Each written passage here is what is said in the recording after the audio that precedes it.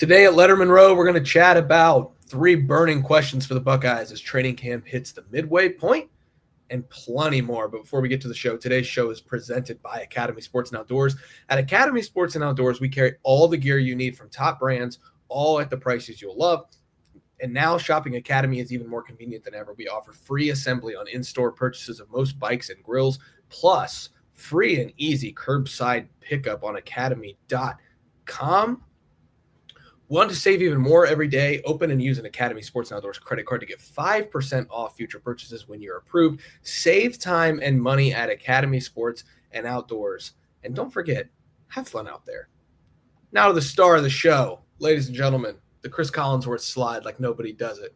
That's Mick Walker on the other side of your screen. I'm just Spencer Holbrook. Let's talk Ohio State training camp. Mick, first of all, how are you doing? Happy Wednesday. It's good to be back in the saddle with you. It's good to be back in the saddle with you, Spencer. It's 1 or 2 days this week that I don't actually get to see you in person, so why not just do a podcast together and really get another look at each other's eyes and each other's faces and have a great Wednesday. Yeah, let's get into it, man, because there's a lot to break down. We've heard from Ryan Day on Monday. We heard from Tyler Bowen and a bunch of offensive linemen on Tuesday. And to be honest, Mick, I think there's some clarity on some things, and if we're just calling a spade, I think there's a little bit more confusion on a couple other things. So here we are today to break down in the next, let's call it 25 minutes or so. We'll get you out of here, get you to your busy day covering the Ohio State recruiting scene. We're going to break down 3 burning questions that we have coming out of 2 critical interview sessions. Thursday's interview session is going to be with Larry Johnson. I think that one's going to be pretty enlightening. If we're being honest, we're going to find out a little bit about the depth, some guys at the top of the depth chart, who's the freshmen who are shining, who's taking that next step, and who maybe has a lot of work to do. But today, there's plenty enough confusion where we're just going to talk burning questions. So let's get into it. Mick, my first burning question that I have for this Ohio State team is, will we get a starting quarterback named on Monday, August 18th? I honestly don't know. You are one that I believe at some point this offseason, whether it was a board post in the Letterman Lounge or a story, you kind of wrote down or broke down when Ryan Day traditionally names these quarterbacks. And I think Monday would be along the line of when he typically does it. You get 2 scrimmages under the belt. You give that starting quarterback, then a week or 2 weeks to kind of prepare for the Texas game, get that familiarization with Jeremiah Smith, Carnell Tate. Not that they don't already have it, but just give him all the 1 reps or give him a majority of those reps so that way he can kind of get comfortable in that role, whether that's Julian Sand or Lincoln Keenholz. I do think Monday's probably trending to when we do here. I think you and Austin have talked about that kind of extensively on the Letterman Lounge message board, written about it at Lettermen Row. You guys are much more knowledgeable of the inner workings of those things than I am because I'm focused primarily on recruiting. But I trust your guys' reporting and thought process and just overall evaluations, observations, and ability to source information when it comes to trying to kind of dig down the root source and the root answer of this whole quarterback conundrum. So let's break it down as easily as we can. Ryan Day was asked which quarterback battle he compares this to on Monday, I believe by Austin over at lettermenrow.com. And Austin wrote about that on Tuesday, that Ryan Day said it was more of a 2018 battle than anything else, which it didn't seem like a battle much at the time because Joe Burrow had a broken thumb and Dwayne Haskins did not. And so Dwayne Haskins was QB1. But Dwayne Haskins threw for 50 touchdown passes in 2018, and Joe Burrow is Joe Burrow. We know about that in the 2019 LSU season and all of that. So I think that is a signal that Ohio State feels pretty good about both quarterbacks. I was wondering if Ryan Day would go to 2023 just because it's a close battle, like Devin Brown and Kyle McCord was a close battle. But there were rumblings in the building throughout that entire training camp that maybe it wasn't the greatest situation, even no matter who was going to start. And there were some concerns about, the offense moving forward and how explosive they were going to be in 2023. And we did see that play out. They scored 35 points against Rutgers and had to have a pick 6 to kind of extend that lead in that game and take the lead. They only scored 23 in the opener against Indiana. They scored 17 on the road at Notre Dame, which was a good Notre Dame team. But you know what I'm trying to say here. Like the offense wasn't explosive. When 2018, Ryan Day goes to that well instead of the 2023 well because the Buckeyes had 2 great options that they felt comfortable with. No matter who was going to play, the offense was going to be able to move forward. I think that's where Ryan Day feels about this battle. If Lincoln Keenholz is named the starter, I think they would feel okay going into the season with that being the case. But I do think that the arm strength and the talent and the ceiling of Julian Sayin is starting to show up a little bit more in practice. And so I think on Monday we will get a starting quarterback. I don't know if we would until the game week if they were playing Grambling, then Ohio, then Texas. But the fact that they're playing Texas first, you need to have about 10 days or so to give the quarterback one time to be the quarterback one and solidify himself in that regard once he's named, and take full control of that huddle with an offensive line that's also probably going to be set by Monday, this, that, and the third, as far as solidifying those position battles and making sure that the quarterback is ready for Texas. So I don't want this taken out of context because I don't want people to run with this. I think there's a good chance we get a quarterback named on Monday. But I also think that the scrimmage on Saturday is going to be huge for both of these guys. Is that you think that's fair? I think that's about as fair as we can be.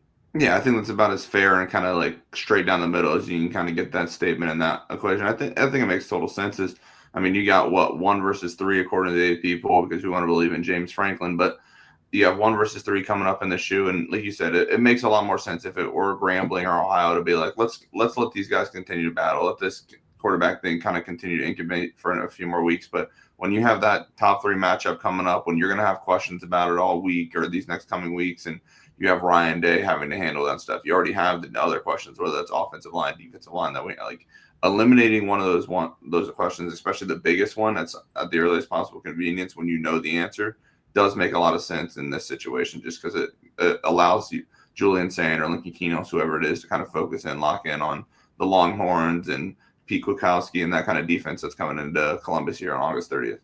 Yeah, let's get to, we can stay on quarterbacks for just a little bit. I like what Ryan Day is saying about these quarterbacks, the progressions, the huddles, the cadence. Like, I think these quarterbacks are doing what Ryan Day wants them to do. And do we have a lot of answers right now? No. And I think on Monday we will get some more concrete answers based on what we hear coming out of the scrimmage on Saturday, because we'll definitely be, hitting up Lettermen Row sources from, AG and you and Berm and Austin and myself. Like, we will have some intel from the scrimmage on Saturday. I'm very curious to see what these quarterbacks do on Saturday, because this is like the lights are coming on. There's some rumblings that they might be in the horseshoe on Saturday. I'm not sure just yet if that is the case. But, I think it's interesting that Lincoln Keenos was good in the spring. And then in the spring game, when the lights came on and everything was the brightest, Julian Sayin was really, really good. I think maybe Lincoln has had some bright spots in the sprint in training camp.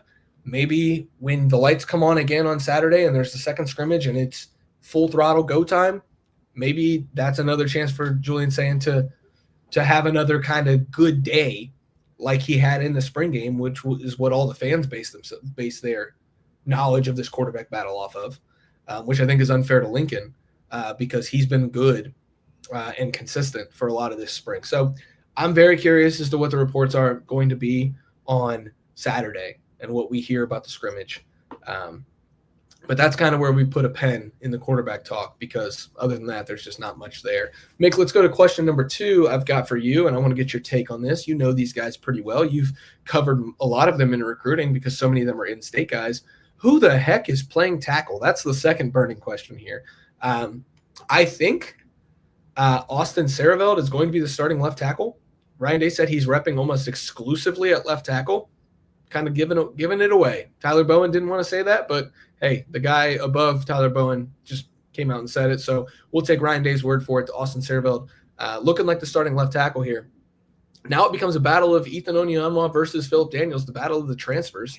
Daniels from Minnesota, Onyanwa from Rice. Who's going to play right tackle for this team? It's a huge question because of the matchup they have in week 1 with Colin Simmons and Anthony Hill and all those Trey Moore and the talented defensive athletes that Texas has on the edge.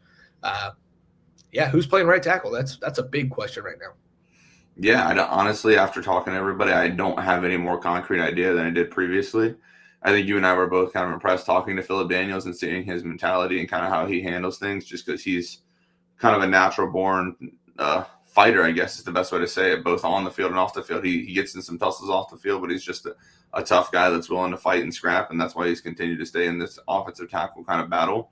And then Ethan Onion with a little bit that he's a soft-spoken guy. He's not very loud. He doesn't say anything that's too, like, out there. Like, he's not going to call C.J. Hicks a mini Abdul Carter or anything crazy like that. But Ethan Onion was still impressive getting to talk to him yesterday. And I just have a hard time seeing somebody that's 6'6", 330 pounds. Like, that Ohio State obviously compensated handsomely to come to Columbus through the transfer portal, not finding his way into the lineup. So I don't know if that's a right tackle. Can maybe he nip at Tager Shabola's heels at left guard and maybe switch in there? I like you said, I would feel comfortable about 3 spots in being. I think Luke Montgomery is going to start at guard. I believe that Austin Cerebral is going to start at left tackle, and I think Carson Hinsman is going to start at center. And I would, if you ask me just to predict it, I think Tager Shabola would still start at the other guard spot. But if Ethan Onion was taking reps there, if he's playing in there at all, I have a hard time seeing him not being on the lineup in some way. So that just puts some kind of heat and pressure on Tager Shabola. Yeah, like you said, excuse me, I for some reason just decided to cough for 10 minutes while you talked there. So my apologies. Man, I'm really going through it here. I think Luke Montgomery is going to start at left guard. If we are to assume right now that Austin Cerebral is starting at left tackle and Carson Hinsman is absolutely the starter at center, no questions asked, full stop, we don't have to even have that discussion. What happens on that right side is kind of the question of the day here. I thought Tegra played well enough, given the injury that everyone forgot about that he was dealing with all the back half of the season. Remember, it was clouded because of Josh Simmons' season-ending injury at Oregon, but right before that, Tager Shabola left the field and was not 100% the rest of the season. And so I thought, considering that, he played pretty well throughout the rest of the year. And now he's fully healthy. And it wasn't like he was bad the first 5 games of the year to begin with. I don't know how you take him out of the lineup. Now, Tyler Bowen was asked a little bit about rotating guards. That could be an option, although Philip Daniels is only a tackle. They've made that clear. He is only a tackle. And more specifically, Philip Daniels said he wants to be the best right tackle in the country. That's not an accident. He's not just saying that because if you polled 1,000 tackles, 950 of them would say they would want to play left tackle because that's, So, but he wants to be the best right tackle in America. So he's not doing a lot at left tackle. Ethan Onion, meanwhile, is playing guard and tackle as like a swing guy for them. But at the same time, I don't think you can take Tager Shabola out of the lineup, like I said, because he was really good for Ohio State given the circumstances that he was injured for half the season. It's a great problem to have. This is a problem that Ohio State would have given $1 billion to have in 2023 when their offensive line was just straight up not great. Now, because of the recruiting efforts of Justin Fry that were knocked for so long, and rightfully so on the 5-star front, but he was getting the 4 stars that he was trying to get. And it turns out that he knew what he was doing, building an offensive line room pretty well because the cupboard was stocked for Tyler Bowen when he got here. And all they had to do was go add a couple tackles to supplement it. And all of a sudden you're looking at a line that's the deepest line Ohio State's had, since I've been covering the team and even further back than that, maybe even the Day or Meyer era. And so it's a great problem to have, but man, is it a big question mark right now of like, okay, if we know center, we know left guard, we think we know left guard, and we think we know left tackle, and we don't have many questions about the capabilities of the right guard, and there's 2 good tackles on the right side, but one of them could play guard, what the heck is going to happen here? I think it's fascinating. Yeah, sorry, I misspoke earlier. You're 100% correct. Luke Montgomery at left tackle. I don't know. I said right tackle, I believe, but left tackle and left guard. I don't think Luke Montgomery's at left tackle. We don't need to cause that confusion. Left guard for Luke Montgomery, Austin Cerebral at left tackle, and center for Carson Hinsman. I think that those 3 of the 5 feel pretty concrete at this point, just because of the guys. But it is fascinating to look at if you lined all of Ohio, if you brought an NFL scout or an NFL GM and just said line up all of Ohio State's offensive linemen based on looking like NFL players, you put Tager Shabola over Luke Montgomery. I don't know if that does not equate to anything on the actual on-field play because Luke's played darn well when he's got on the field. But Tager looks, and when he's 100% on, plays like an NFL player. He just needs to consistently have it on. So that hit that kind of wrinkle of it, knowing what Ethan Onyanwa can do when he's at his peak as well, and same with Phillip Daniels, that makes it even more interesting. But again, you need all those guys at their peak, and I assume it all kind of gets sorted out over these next couple weeks and over these next couple of days with the scrimmage and everything. But it is fascinating to watch after what we heard on Wednesday or on Tuesday. Yeah, and where we do have an idea of what's going to end up happening at quarterback, it's pretty up in the air on what's going to happen at right tackle right now. So I'll say it. This is not because Lettermen Row has been talking with members of our message board and members of the X community, the Twitter community, have been talking about Lettermen Row as pro this or anti that and pro this. I am not pro Ethan Onyanwa or Phillip Daniels at all. I do not care who plays right tackle for Ohio State. If they can get the job done, that's what Ohio State needs to do. I was very impressed with Phillip Daniels and his demeanor and the way that he carried himself in the press conference that he had on Tuesday, and just like, hey, I want to be a good teammate. I don't have any motivations from the battles that I'm doing with the teammates. I want to be the best Ohio State right tackle and the best player. I'm trying to prove something to myself. I love that. I think it's great. Onyanwa's a cerebral, more analytical, softer spoken guy, and that's okay. There's multiple ways to. Well, we don't need to get PETA involved on this episode again, but the old saying, there's multiple ways to skin a cat. So whoever plays right tackle and thrives, that's fine with me. I'm not anti Onyanwa or pro Phillip Daniels. I came away impressed, if I can note, with Daniels on Tuesday. What else I came away impressed with, Mick, is when I went online to Academy Sports and Outdoors, because at Academy Sports and Outdoors, they carry all the gear you need from top brands at all prices you will love. Now shopping at Academy is even more convenient than ever. Free assembly in-store purchases of most bikes and grills. You need a grill? Go to Academy. They'll build it for you. It's free. Plus, free and easy curbside pickup on academy.com orders. That's academy.com. Academy Sports and Outdoors. Just have fun out there. Mick, last burning question for you. Do you want to guess what it's going to be? And then I can kind of – why don't you guess? My guess for the third burning question would be he's going to ask me if I'm going to buy any of the new Rowback collection that just dropped from Well, I wasn't going to do that, but it's a great time to do that. I'm wearing Rowback. I wear Rowback hoodies almost every day around the house because I like to keep my house cool, and then I can add a layer if I want to. This hoodie is the best hoodie I've ever owned. Oh, by the way, I have 4 different of them. I have a light gray, one that allegedly is greenish gray, but I'm colorblind, so I can't really tell. It just looks gray to me. This blue one that I know of, and then the black one that I have. Then I also have a light crew neck that is just fantastic. If you see me this fall, I will be in Rowback, just full stop. Go to rowback.com, get the new Ohio State collection, the collegiate collection. The Ohio State collection is wonderful. And you can get it using the code Lettermen20, Lettermen 20 at checkout for 20% off your first purchase at rowback.com. Best fit, best feel, no questions asked. These are my favorite things I've ever owned. I've had one of the hoodies for 5 years, Mick, and it wears the exact same as when I got it 5 years ago. And in the fall, winter, spring, I wear it about once every 10 days. So if you have any questions that beyond what Spencer said, just go to the landing page for Ohio State gear, and you'll see Caleb Downs on there. If we can trust anybody in this world, we could trust Caleb Downs to tell you what to wear and what not to wear. Absolutely. Okay, third burning question, Mick, is we could go anywhere with this. We could go with the punting battle. I know there's actually a lot of people who are invested in this punting battle, not monetarily, but brain capacity. I've been asking a lot about the punting battle because from what I've heard, it is very, very close, neck and neck. Could go either way.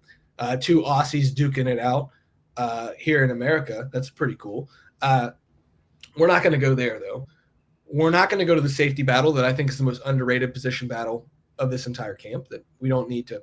We're going to go with a little bit of future casting here. What the heck is going on the defensive line? Edric Houston is back and working out for Ohio State and back on the practice field. Names like Will Smith Jr. and Tywone Malone continue to come up in conversations as depth pieces behind Houston and McDonald. They love Caden Curry and Kenyatta Jackson. We heard a lot about CJ Hicks yesterday from the offensive tackles. Name we didn't hear a lot of was Bo Atkinson. That doesn't mean that he's losing ground. We're not going to play a lot, but I thought it was interesting that we heard a lot of CJ Hicks yesterday from the offensive linemen. So we're going to talk to defensive lineman and defensive line coach Larry Johnson, the GOAT, on Thursday. So I just want to know, Mick, like, this is the third burning question. What are you expecting to hear tomorrow from the defensive line? Yeah, I imagine we'll hear a lot of positive things because they seem like a confident group whenever we do get to kind of chat up Kenyatta Jackson or CJ Hicks after practice, or Caden Curry. Sorry, flip those names around a little bit there. But whenever we see them walking off the field and talk to them, they're all a very confident group. So it'll be interesting to hear them kind of project that to the media. The one guy, I don't know if we'll actually get to talk to him, but the one guy I'm fascinated to hear more about is Eric Mensah. I don't know if you mentioned him earlier, but you and I have talked about him kind of profusely this fall. When you just watch him walking off the field, he's, again, to the NFL type of analogy, because you need NFL bodies to win in college football these days, just based on the talent that is at the top. Eric Mensah is one of their more impressive looking defensive linemen, even over maybe a guy like Will Smith or somebody else like that. But is he actually going to play a role? What is he going to bring to the defense? Can he even play 10 snaps, 5 snaps? Same thing with Will Smith. Like, even above the starters, because I think we know a lot about like Kenyatta Jackson or Caden Curry compared to the rest of the room. I think we know a lot about those guys. I'm interested to hear about whether it's the fellow defensive lineman or Larry Johnson, what they think about some of these guys that we would view as depth pieces or rotational players or players that are kind of coming up. Have they actually seen the burst from them, the breakthroughs from this fall? Because like yesterday when we talked to the offensive line and you asked them about freshmen or young guys, everybody was effusive in their praise with Jake Cook. Like, when guys are doing well, they will say who's doing well. So I'll be interested to see if they'll give praise to anybody that we aren't expecting or anybody that we've kind of thought has done well, but we haven't heard it from Larry Johnson's mouth or another one of the defensive linemen. Yeah, I mean, think about other guys, whether it's Jarquez Carter, not at the top of the depth chart, Jarquez Carter, Epi Citanile. I'm excited to hear how exactly to pronounce his name because I don't want to mess it up because I want to be respectful to him. He looked good the first few days when we watched him. Heard some decent things about him since then. So I'm excited to just get like an early report on him and what he's bringing to the table. Like you said, Eric Mensah, a guy that has flashed, really caught the eye of Lettermen Row in his first 3 days. As you know, a guy looking like he has some potential as a under-recruited 3-star Virginia Tech flip that Ohio State kind of pulled off there late and wasn't really met with a lot of fanfare. But maybe it's a guy who just arrives and is a contributor. So I'm just excited, man. This defensive line has been, if you've followed me or listened to me ask questions in the press conferences in the last 7 months, a lot of the questions I've directed toward Ryan Day, specifically from myself, and I'm not patting myself on the back at all. It's just my curiosity has been almost squarely with the defensive line all offseason, because I think since COVID, basically, if you look at defensive lines and national championships, it is a direct correlation. If you do not have a good defensive line, you will not win a national championship. And I think that's what held back Notre Dame last year, because Howard Cross was hurt. Riley Mills was hurt. Howard Cross wasn't really a game breaker in the championship game. Riley Mills straight up didn't play because he got hurt against Indiana. If you look at Ohio State in 2020 and 2021, the defensive line really held them back. Georgia in 2021 and 2022, then Michigan in 23, Ohio State in 24. Defensive lines win national championships. And so I'm just very excited and curious to hear from Larry Johnson on what he thinks the outlook of this defensive line group is, because it could be the group that determines the ceiling for this entire roster. 100%. A guy I don't think we've mentioned a ton of either on this episode, or I think we've written about a good bit, is Zion Grady as well. Like we mentioned Epi as the other freshman defensive, but a lot of those times when it was defensive linemen rotated again, it was a lot of Caden Curry and Kenyatta Jackson with some CJ Hicks kind of mixed in there. And then it was Bo Atkinson and Zion Grady above guys like maybe a Dom Kirks or Josh Mickens. Not that those guys are doing well, but it seems like Zion Grady's already kind of began his upward ascent as well. He's a little bit different than Epi Citanile. Again, I apologize for mispronouncing that wrong. But he's stout, he's bigger. So I wouldn't be surprised if he can play some kind of role, whether that's in the third, the fourth quarter, just as a situational guy when some of these upperclassmen need to blow as well. Like, we're going to learn a lot about this defensive line the same way we learned a lot about the offensive line on Tuesday, but now we're going to do it on Thursday. Yeah, should be a fun Thursday in the Woody Hayes Athletic Center. It should be fun the rest of the way covering the Ohio State Buckeyes in the March to August 30th against the Texas Longhorns. I just keep remembering back when Ryan Day said there are 151 days until Texas, and now look at us. Who would have thought? 17 days. I mean, everyone would have thought. I guess tomorrow's not promised for anybody, but 17 days from now, we'll be in the Horseshoe to watch Ohio State and Texas at noon. Everybody's excited for that noon game. I know. That's Mick Walker on the other side of your screen. I'm just Spencer Herbert. Go to Academy Sports and Outdoors, academy.com, or go to Academy Sports and Outdoors. You get your grill built for free when you buy it there and your bike built for free when you buy it there. Go to Rowback, 20% off first purchase, Lettermen 20, that nice discount code that Rowback has graciously given us. And then go to lettermenrow.com. Get $1 until the Texas game. Look, it becomes less valuable with each day. So you might as well sign up today because you're getting coverage through August 30th for $1. Whether you sign up today, whether you sign up last month when we started the deal, whether you sign up today, or whether you sign up on August 29th, it's going to be $1 through August 30th. So you might as well sign up today. Mixed coverage of recruiting as we get closer to Ohio State, Texas, huge recruiting weekend, is all over at lettermenrow.com. AG Alex Gleitman, he's got coverage of Ohio State, Texas from a recruiting standpoint. So does Jeremy Birmingham. And then Austin Ward and I are covering the team. I think we do a pretty decent job. You should go check out that coverage at lettermenrow.com. We'll have a lot of quarterback coverage, just covering the roster. For Mick, I'm just Spencer. Thanks for watching. Thanks for listening. We'll see you guys back here on Thursday for more of the Buckeyes. Until then, head to lettermenrow.com. We'll see you guys there.